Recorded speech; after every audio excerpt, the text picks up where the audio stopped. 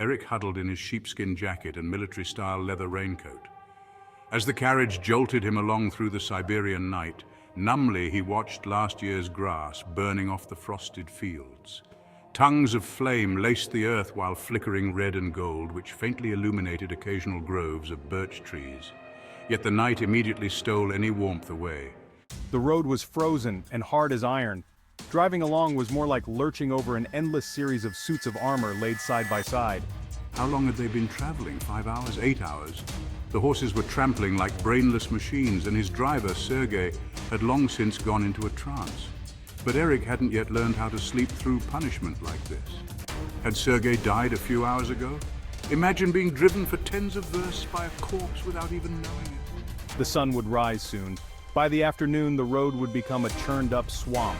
Where it broadened on its way through tiny villages, it would be a river of mud with houses on either bank. Abruptly, thunder drummed from the darkness ahead. Hooves, wheels. Within seconds, a troika of the Imperial Postal Service came dashing out of the night, 3 horses abreast, and they had no intention of yielding to anything on the road. Even as Eric cried a warning, Sergei was jerking on the reins. The old codger wasn't dead after all. He hauled the team and buggy over to the right, just as the troika thundered past, missing them by a hand's span. As Sergei and Eric swung around to curse the troika on its way, they sped, bearing down from the darkness behind, a second juggernaut, returning full tilt towards Tomsk. This second troika careened past the first, heading directly towards them. To make matters worse, behind it, a third troika charged in hot pursuit. Sergei lashed his team with the reins. S2, God help us.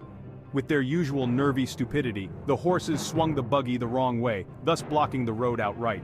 What had been, until a moment earlier, an empty void was suddenly filled with a chaos of crashing wood and whinnying, rearing horseflesh. Briefly, their own buggy stood up on end. 1 moment later, Sergei found that he wasn't sitting in it at all, but lying spread-eagled on the ground, bombarded by his luggage. Scrambling up, he raced aside. S2, God help us. He screamed down the road, but the third troika hurtled towards them, pell-mell. Its driver was a dark lump, maybe fast asleep. A few seconds later, it too crashed into the tangle. Again, horses reared, shafts cracked, and harnesses snapped. Yokes tumbled to the ground over trampled baggage. S2, stop, damn you! Only when the drivers were quite hoarse did they decide to back off and start cleaning up. Sergei had to commandeer the straps from Eric's trunk to tie up their shafts and harness. Eventually, after what seemed like 2 hours, their carriage crept on its way. The next post station was versts away, and half a dozen times they had to stop to refasten the shafts and harnesses, only to see them break loose again with appalling ease. The road was already becoming slightly soggy in the mocking sunshine, though ice still crusted the puddles. Flights of ducks beat their way overhead, provoking Eric's stomach to a rage of hunger. To stop my tripes from self-consumption, I nibbled off a chunk of the sausage that I'd been foolish enough to buy 100 versts back, and instantly regretted the purchase. The meat smelled like peasant feet unwrapped after 6 months, and tasted like a dog's tail dipped in tar and human shit. Hastily, he spat out the vile mouthful, and flushed his taste buds with vodka, which was pretty foul itself, sharp and oily. Thousands of crumbs had worked their way down into his underpants, but he couldn't find a single whole crust of bread in any of his pockets. Yes, a bottle of fine brandy reposed in my baggage. Yefim, that complacent cuckold, had presented this to me with a fine flourish, to be quaffed on the shores of the Pacific Ocean. I wouldn't have been shocked if the bottle had been smashed during the collision. Well, at least my gun hadn't gone off and shot me in the stomach yet. Longing for the barren oasis of the next scummy village, Eric stared ahead. No, I didn't feel at all unwell despite what had happened, yet I was still starving and exhausted to the point of hallucination.